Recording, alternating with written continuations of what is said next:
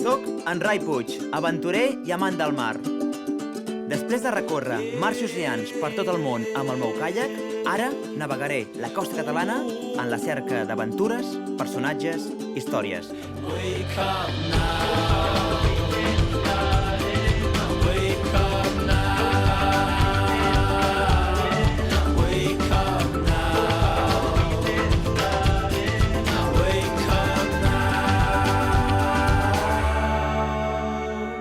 Benvinguts a Gent de Mar.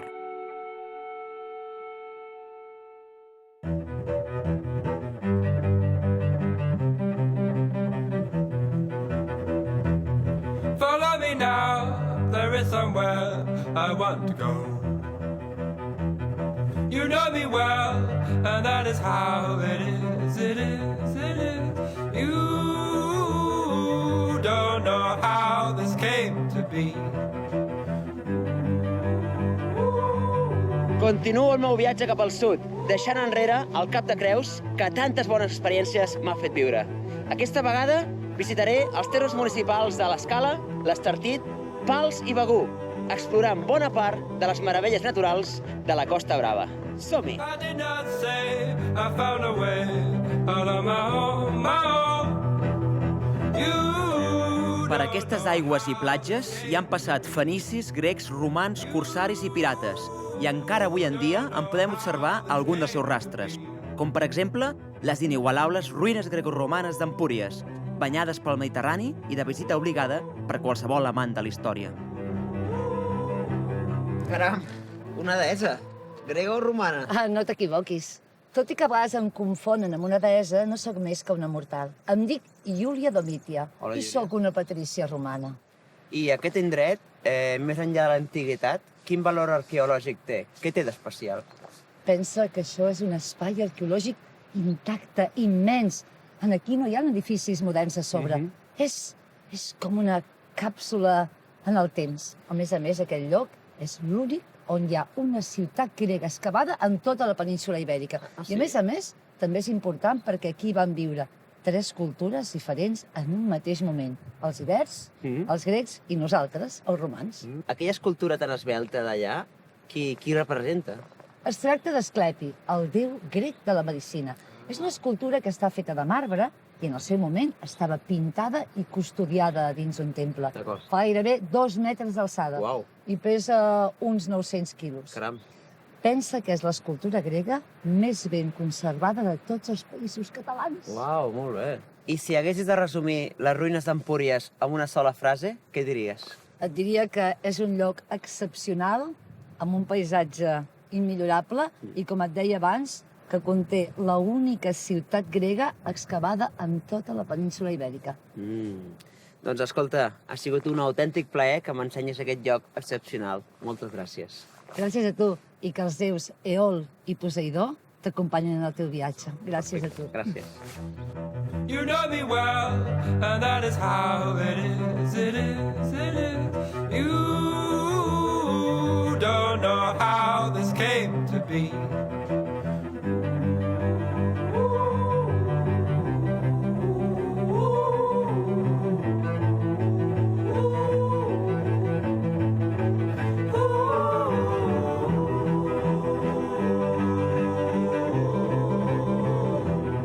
L'Escala, enclavada a la Gran Badia de Roses, és un dels pobles de la Costa Brava més lligats a la pesca des de temps memorables. Un indret amb inconfusibles aires de mar i tramuntana, el famós vent de nord que hi toca de ple. You don't know how this came to be.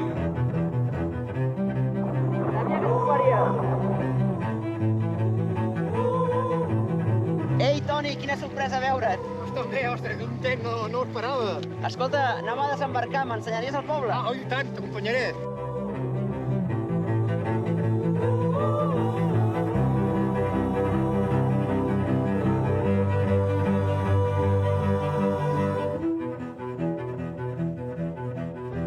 Tu, Toni, dius que vens del món de la nàutica, ets patró major de cabotatge, entre altres titulacions. Quines similituds creus que hi ha entre anar en caiac i amb una embarcació més gran? Aviam, hi ha moltes similituds des del punt de vista del medi, no? El medi és el mateix. Jo sempre he cregut que, idealment, un kayakista hauria de ser, per sobretot, un navegant. Un navegant pel que implica, no? Conèixer el mar, respectar-lo, estimar-lo, saber-lo entendre, saber-te orientar. Això és important, que malauradament no sempre és així, no? Llavors, des d'aquest punt de vista hi ha molta similitud. Agafa les coses bones, o moltes de les coses bones de navegar, i t'estalvia molts dels maldecaps que també hi ha, no? Aviam si em barrancaré aquí, de si l'ancle m'aguantarà no durant la nit, i aquest tipus de coses. Més accessible. És més accessible. Clar, l'accés que tens a la natura, a la costa, al mar, no la tens amb cap altra embarcació com això. Tradicionalment, l'escala s'ha lligat molt a la pesca de l'anxova. Per què aquí a l'escala i no en altres ports? Jo crec que, aviam, també hi ha altres ports que també es pescava anxova, el que passa que l'escala es va anar desenvolupant molt, també arrel del folí, no? El folí va ser un motor econòmic important, sobretot al segle XVIII. Per què? Què era el folí? El folí era un magatzem de sal i de grans, sobretot de sal, i a part era una duana. Una duana perquè la sal era un bé preuat en aquell moment, era necessària per tot. Llavors, clar, tenia molt de peix, clar, era un port pesquer important, amb el qual hi havia molta captura d'anxova, anxova dels peixos, no? Però hi ha peixos que són més frescs que altres, però per això hi havia molta captura d'anxova, i la manera de poder conservar això era, bueno, tenim peix, tenim la sal, doncs fem la sal per poder conservar, no? Escolta, Toni, i si haguessis de resumir l'essència de l'escala amb un eslògan, amb una frase, què diries? Jo diria l'escala, mar, vent i el meu racó de món preferit. Molt bé. Doncs, Toni, ha sigut un plaer que m'ensenyis el Molt bé. poble. Moltes gràcies. Vinga, gràcies, Rai. Propera.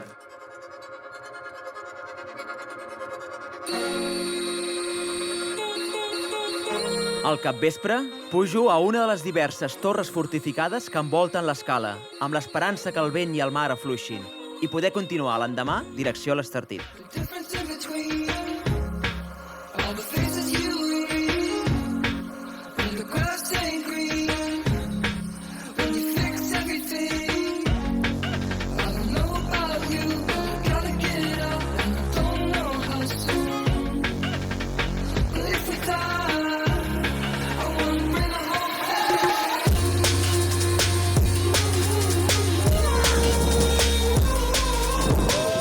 Amb un mar de fons considerable, continuo navegant pel Parc Natural del Montgrí, on hi ha els penya-segats més alts de la Costa Brava. La blancor lluent del rocam calcari contrasta amb la verdor de les extenses pinedes que ofereixen un paratge fabulós i salvatge. Des de la perspectiva d'un caiac, tot es veu encara més formidable. Aquest arxipèlag de 7 verticals illots mediterranis situats a menys d'un quilòmetre de l'Estartit i que geològicament és la continuació del massís del Montgrí, semblen estar aliens a la resta del món i del temps.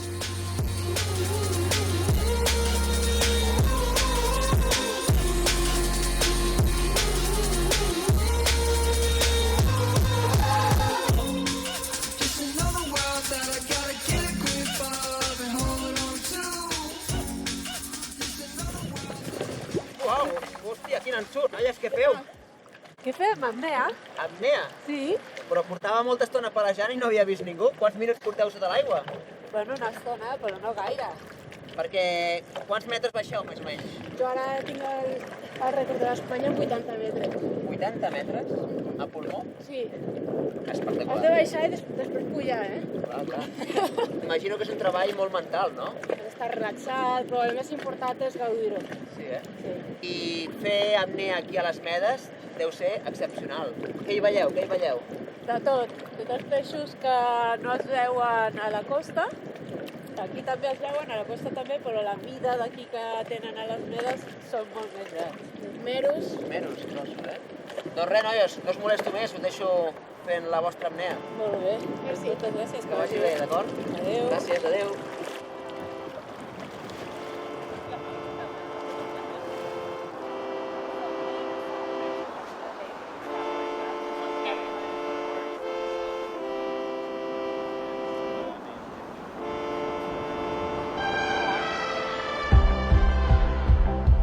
Arribo a l'Estartit, l'antic barri marítim de Torroella de Montgrí, i que actualment no té res a veure amb aquell passat de misèries i atacs de pirates quan els habitants fugien de la costa. La concentració urbanística d'hotels i apartaments confirma la seva importància com a destí turístic, gràcies a un enclavament geogràfic privilegiat.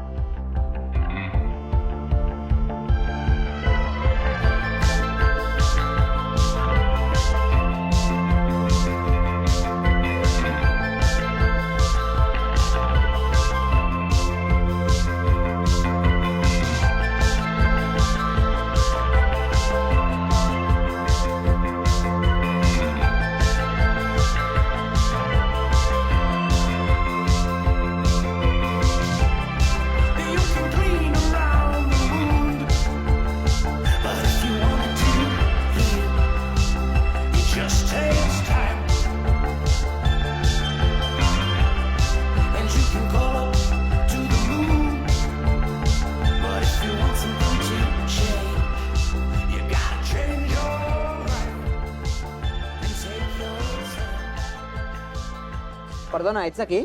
Sí, de tota la vida. De tota la vida. Sí. Estic fent una ruta en caiac i avui tenia pensat passar-hi nit aquí. Em recomanes algun lloc per dormir? Ostres, penso que hauràs de passar més d'una nit, perquè, guaita, està pitjorant això. Sí? S'està remenant la mar, tindrem mar de xaloc i mar de llevant. Però això com ho saps? Home, jo fa tota la vida que estic observant el cel. Sí? El meu pare i els meus avis eren pescadors i jo de petit ja mira. sentia els comentaris que feien. I quant de temps portes observant el mar? Enregistrant? Bé, observant tota la vida, però enregistrant tinc dades des de l'any 1974. 74? Sí.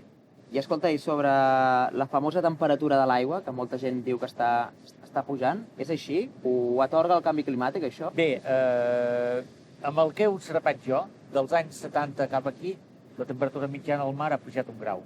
1 grau? 1 grau. Però no només a la superfície, sinó que a 80 metres també ha pujat al voltant de mig grau.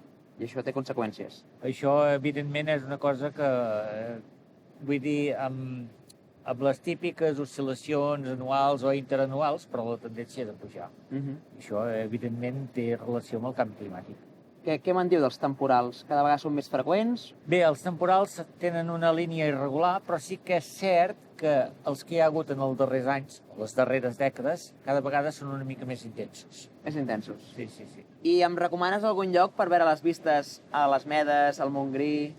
Doncs un lloc excel·lent seria dalt de Rocamoura, perquè allà a 225 metres de cota, doncs, un dia clar es pot veure el Canigó, tot el Pirineu, a l'hivern, nevat, una posta de sol, o també es veuen les Medes, es veu tota la badia, és espectacular. Em sembla que hi vaig, cap allà. Doncs moltes gràcies. Doncs que vagi molt bé.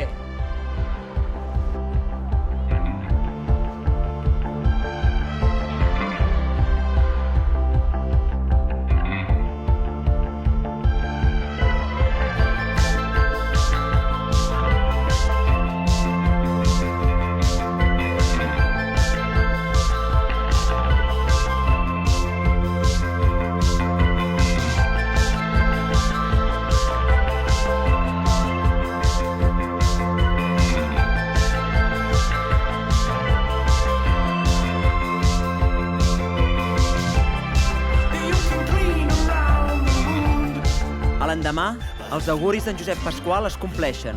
El mar es gira encara més, un mar caòtic que glaça l'ànima, no apte per tots els públics. No tinc pressa, així que aprofitaré per descansar un dia a l'Estartit. Bé, descansar és un dir, perquè aquestes onades m'inviten a posar-me un neoprè i practicar un dels meus esports de mar preferits, el surf. La gran pregunta que es fa tothom, hi ha onades al Mediterrani? Val la pena practicar aquest esport aquí? Sí, i tant. De fet, el Mediterrani és un dels millors llocs per començar, tot i que quan hi ha onades molt grans, sí que és veritat que hi ha molts dies amb onades petites. Llavors, dies que a priori sembla que no hi hagi d'haver onades, és el millor dia, perquè pots practicar la remada, pots practicar el fet de sortir i experimentar amb el mar, o sigui, al final el que fem és ens adaptem al mar. I cada hivern sembla que hi hagi més surfistes de l'aigua, no?, a les costes catalanes. Què té aquest esport que enganxi tant? Jo crec que són diverses coses, no? Una és el contacte amb el mar, que qualsevol esport que estàs dins el mar, correcte, enganxa, no? Però a més hi ha aquest punt d'adrenalina, equilibri, i després hi ha una altra cosa que a mi m'agrada molt, que és el que és exclusiu. O sigui, no és un exclusiu econòmic, sinó és un exclusiu de que no tothom és capaç de fer aquest esport. O com a mínim no té la capacitat i les ganes de començar aquest esport. Per exemple, dies com avui, que plou i fa mal temps, tothom està a casa. Ui, quina fred. En canvi, anar a l'aigua és que em dius, ostres, realment soc un privilegiat, perquè sóc l'únic que estic a l'aigua i tothom que em veu diu, ostres, aquesta persona que està boja, no? Al principi me'n recordo que anàvem a l'aigua i tothom ens deia, esteu bojos? I ara, doncs, bueno, mica en mica sí que és veritat que enganxa i cada vegada hi ha més gent. Trust me as a friend, and I'll do all that I can do, and I'll do anything for you, because I want to see you through.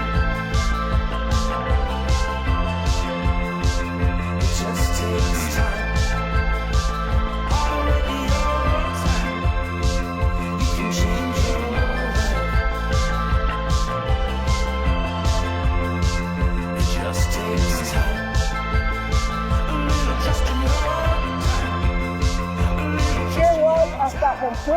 ostres, sí, espectacular! It just takes time.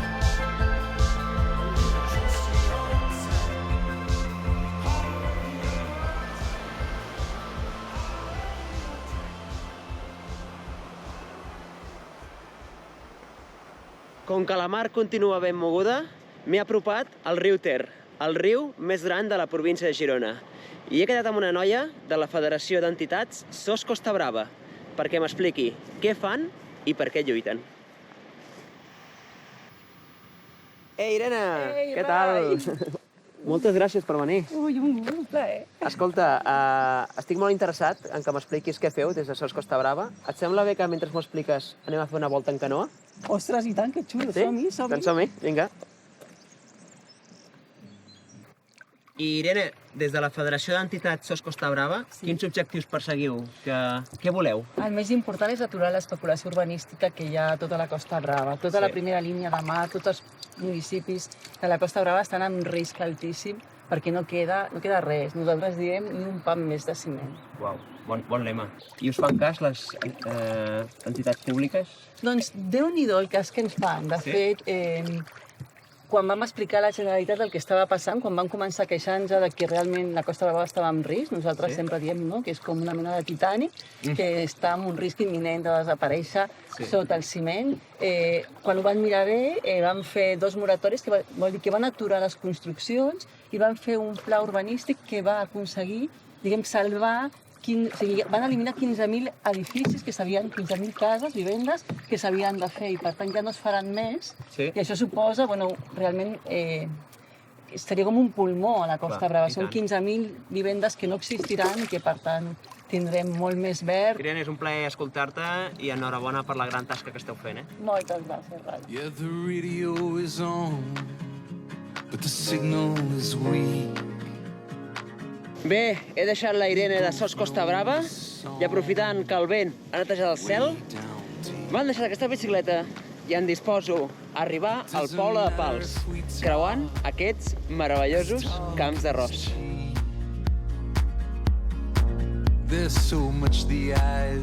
Bona tarda. Hola, bones. Disculpa, vaig bé per anar a la vila de Pals? Sí, i tant. Jo hi vaig, si vols. Podem anar-hi. Perfecte. Sí? Vinga, som-hi. Vinga. Gràcies. I know, act natural around you. I know I'm not supposed to think of your thirsty rose. Yeah, I know, I know, I know, I know.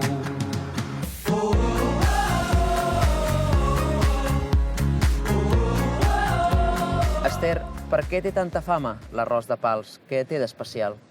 Bé, té molta qualitat, és molt bo. És un arròs que té un procés de maduració més suau, més lent. El clima d'aquí dalt és més suau que altres llocs de Catalunya o del sud. I llavors està un mes més a la planta. Al estar un mes més a la planta, el procés de maduració és més lent, el midó s'assenta molt bé dintre del gra i passa que llavors aguanta molt més. És un arròs que no es passa, o que costa molt de què es passa. Molt bé. Llavors és molt més agraït a la taula. Perquè els camps d'arròs, paisatgísticament, són fantàstics, no? I tant. Venir-hi a passejar, ja sigui a peu, en bicicleta, amb Segway, que també hi ha gent que pots trobar Segway, i patinets, ara està tan de moda. Doncs venir a passejar per aquí et porta aquesta calma, no?, que t'acompanya, que vas veient el paisatge, tot és planer, però vas veient tot, i canviant. O sigui, l'arròs ara el veiem aquesta època de repòs, però llavors d'aquí un mes ja estarà tot inundat, d'aquí 2 mesos comencen a sortir els primers brots tendres, després comença a granar, creix, grana, es va veient tot el procés, és molt bonic, i llavors, doncs això, no? És tot planer, això també per la gent que les famílies, no? Allò, si vas a fer muntanya, que està molt bé, doncs els petits potser es queden més enrere o així, és una cosa que... Un contrast, no? Sí, i tothom hi va al mateix ritme. I allò d'allà és Pals, veritat? Allò és Pals, allò és la Torre de les Hores, l'església... Ah, molt bé. I anem, Som-hi? Sí, vols posar? Anem cap allà. Va, seguim. Vinga. We both know it's wrong, but we're just dancers.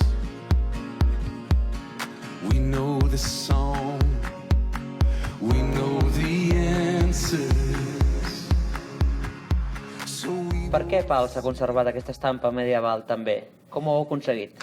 Bé, a l'any 48, de fet, vàrem decidir, o es va decidir, restaurar el poble. Es podia haver decidit tirar moltes coses a terra i tornar a fer de nou, i es va decidir. Va ser una decisió molt valenta, ningú restaurava aquella època, i lo important de tenir d'aquest poble medieval, és que es pot veure com era un poble medieval a l'actualitat, encara viu, encara amb gent, i un poble auster. Això no era un poble de palaus, ni de gran, sí que tenia una zona de castell i tal, però es veu com és una construcció austera de la vida medieval. És un gran exemple per venir a visitar i veure'l.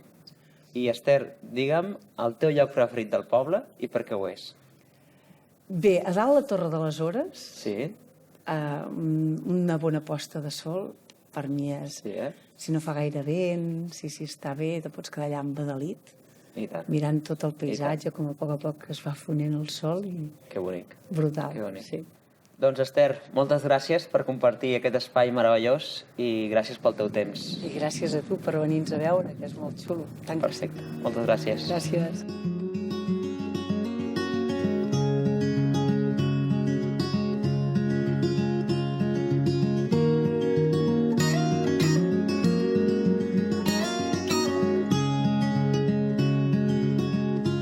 In the morning when I wake and the sun is coming through. Oh, you feel M'encanta aquesta sensació de vida nòmada lligada al mar. and you Aquesta sensació de tenir els sentits a flor de pell. Confiar en aquest paratge fugaç i desconegut alhora. Sentir-me vulnerable, però segur a la vegada. I try to get it down. Oh, you fill my head with pieces of a song I can't get out. Can I be close to you?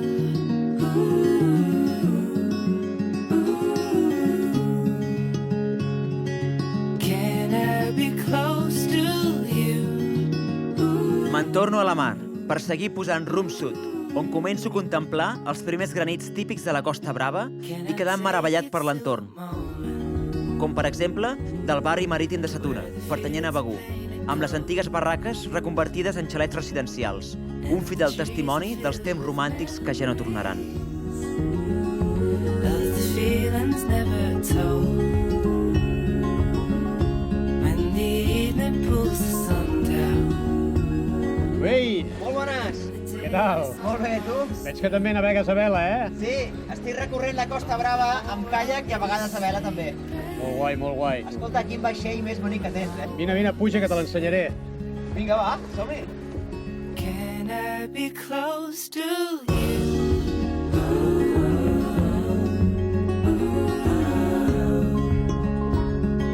Doncs, Quim, explica'm, amb aquest veler, el Bora Bora, quines aventures destacades has viscut? Bueno, doncs aquest barco i jo tenim moltes aventures, entre elles 3 atlàntics en solitari, Uau. després 5 atlàntics més, o sigui, en total 8, Ostres. i l'última una volta al món.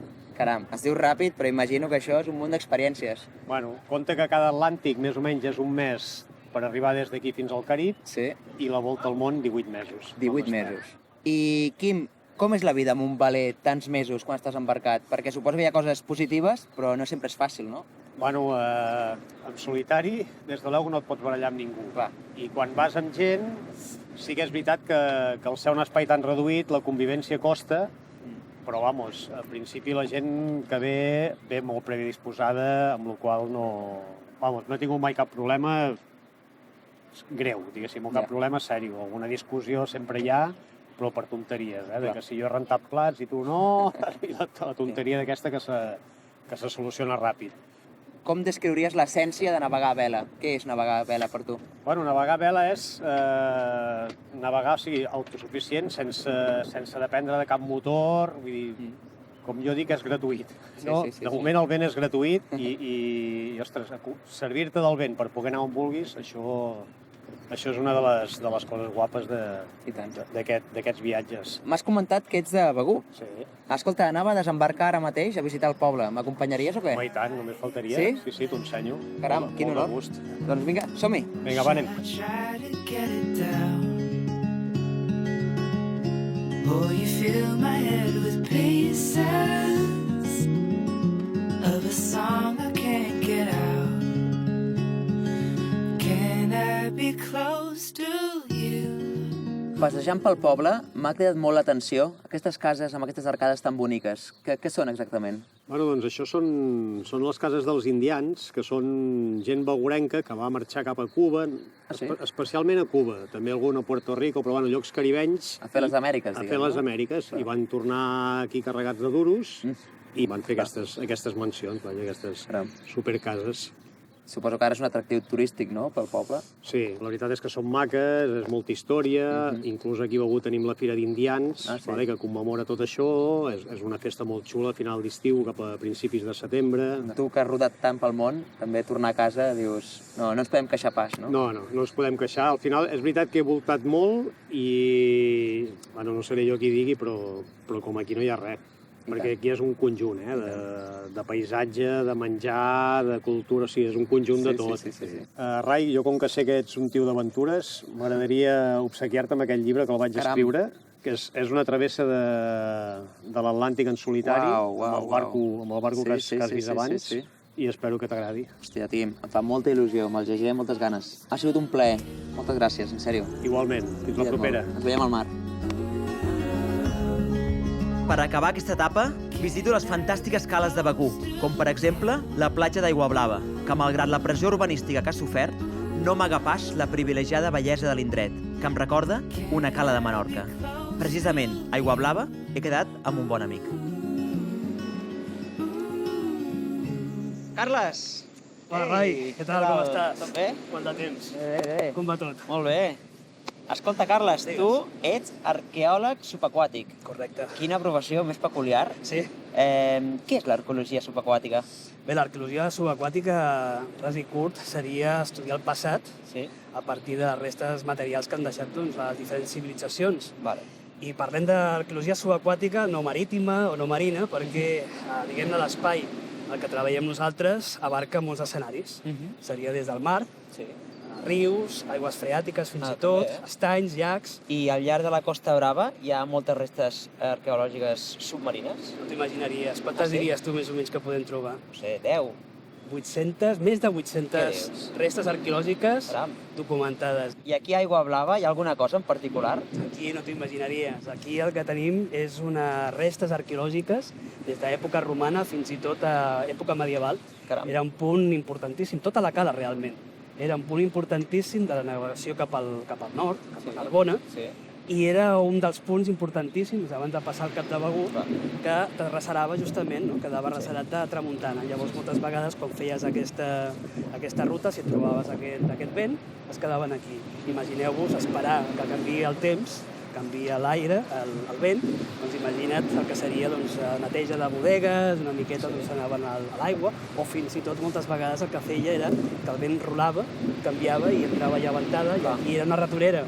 Llavors hem trobat fins i tot peixís enfonsats, que no van poder sortir, imagina't un peixí a vela, no podia sortir a la mar. Llavors moltes vegades el seu destí era això, quedar-se aquí. I això per nosaltres ha estat unes troballes impressionants. Doncs la veritat és que és un món que és desconegut per mi, però em fascina, em crida molt l'atenció. Escolta, Rai, fem una cosa. Jo tinc aquí 2 equips muntats de submarinisme. Si t'animes, podem anar a l'aigua i veure algunes restes que queden per aquí, que encara són visibles. Què dius? Jo sempre veig el mar des de dalt, però vinga, va, t'agafo la proposta. T'apunta? Doncs vinga, som-hi. Som-hi.